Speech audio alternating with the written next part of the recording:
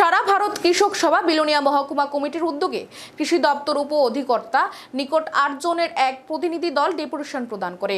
সোমবার ৭ দফা দাবিকে সামনে রেখে এই দিনের ডেপুটেশন শেষে সিপিআইএম বিলোনিয়া মহকুমার কার্যালয়ে ৭ দফা দাবিগুলি বিস্তারিতভাবে তুলে ধরে এক সাংবাদিক সম্মেলন করেন সারা ভারত কৃষক সভা মহকুমার কমিটির সম্পাদক বাবুল দেবনাথ।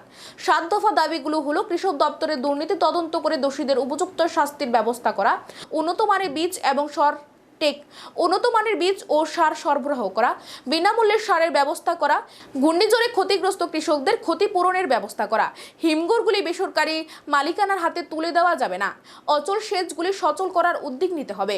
৭ দফা দাবিকে নিয়ে ডেপুটেশন ও সাংবাদিক সম্মেলন করেন সারা ভারত কৃষক সভা। এই দিনের সাংবাদিক সম্মেলনে উপস্থিত ছিলেন সারা ভারত কৃষক সভা বিলোনিয়ার মহকুমার কমিটির সম্পাদক বাবুল দেবনাথ, কৃষক নেতা বিকাশ পাল, মানিক মহাজন সহ অন্যান্য নেতৃত্বরা। আজকে আপনাদেরকে ডাকার মূল কারণ হচ্ছে আমরা কিছুক্ষণ আগে কৃষক সভা বিলোনিয়া মহকুমা কমিটির ৮ জনের এক প্রতিনিধি দল মাননীয় কৃষি উপ অধিকর্তা দক্ষিণ ত্রিপুরা জেলা, ওনার কাছে আমরা প্রতিনিধিমূলক ডেপুটেশন দিয়েছি। ডেপুটেশনের মূলত ৭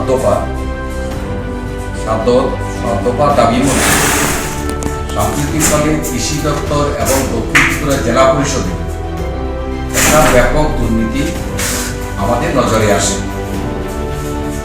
এই দুর্নীতি সুষ্ঠু তদন্ত করে দোষীদের শাস্তির ব্যবস্থা করা সহ ৭ দফা দাবির ভিত্তিতে আমরা ডেপুটেশন দিয়েছি কিছুক্ষণ আগে।